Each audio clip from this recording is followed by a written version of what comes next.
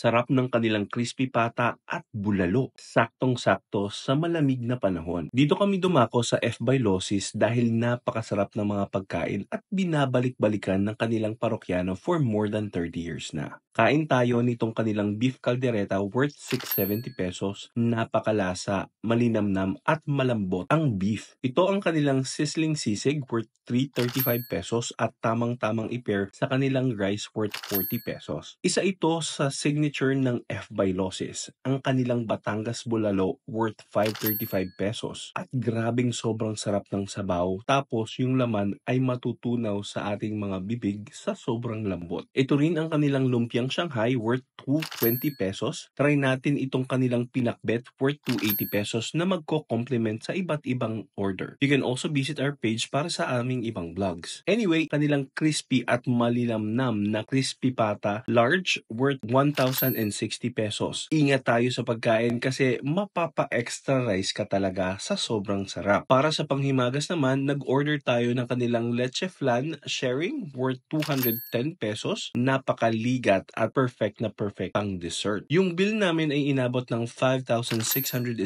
pesos. Note lang na need magbayad ng 1,000 pesos for reservation fee and i-deduct na lamang ito sa final payment ninyo. That's it, finders. Bye-bye!